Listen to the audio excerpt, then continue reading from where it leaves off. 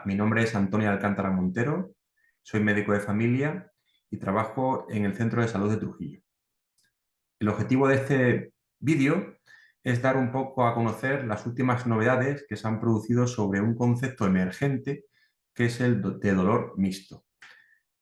Aunque el dolor mixto aparece referenciado en la literatura desde hace mucho tiempo, realmente hasta hace muy poco tiempo no hemos tenido realmente una definición consensuada sobre el concepto de dolor mixto.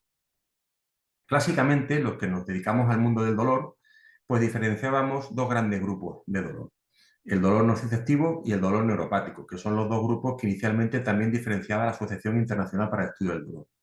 El dolor nociceptivo es aquel dolor que surge como consecuencia de un daño real o potencial del tejido no neural y se produce por activación de los nociceptores. Era el típico cuadro de dolor inflamatorio. Y luego teníamos el otro gran grupo, que era el dolor neuropático, que es el dolor producido por una lesión o una enfermedad del sistema somatosensorial. ¿Qué problema había? Que hay muchos pacientes que tienen una superposición de ambos tipos de dolor y luego hay otro grupo de pacientes que su dolor no se puede explicar por mecanismos nociceptivos neuropáticos, es decir, el dolor no se puede explicar por un daño tisular o por una lesión o enfermedad del sistema nervioso. Para intentar dar lugar a esta problemática que existía, pues la Asociación Internacional para el Estudio del Dolor en el año 2017 propuso el término de dolor nociplástico. ¿Qué es el dolor nociplástico? Pues el dolor nociplástico es aquel dolor que surge como consecuencia de una nocicepción alterada, a pesar de que realmente no existe un daño tisular real o potencial del tejido neuronal y pues, tampoco existe una lesión o una enfermedad del sistema nervioso somatosensorial.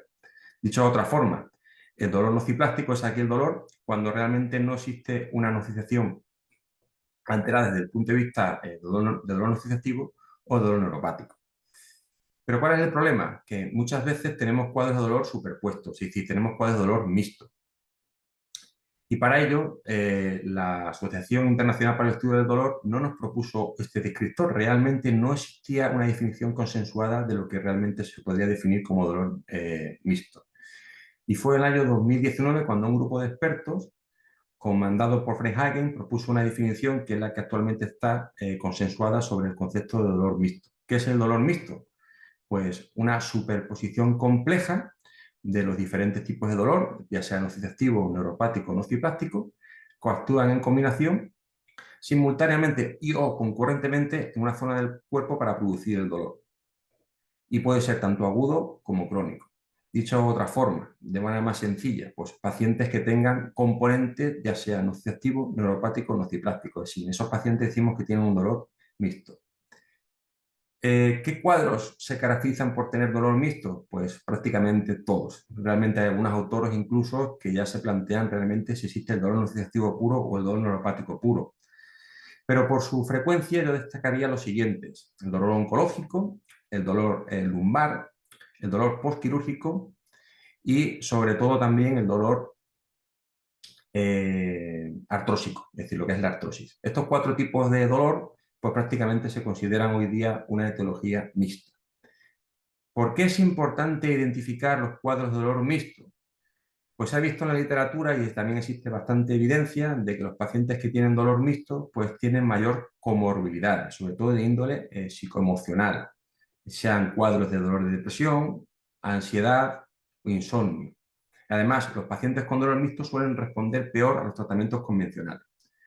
¿Por qué se produce el dolor mixto? Pues realmente los cuadros de dolor mixto son fenotípicamente muy heterogéneos. Realmente es difícil explicar cómo se producen. Para algunos autores realmente lo que existiría sería, dicho de una forma muy sencilla, como una continuum. Es decir, un paciente con dolor va teniendo dolor nociceptivo, neuropático y nociplástico. Pero para otros autores es como si tuviese una vía fisiopatológica totalmente diferente.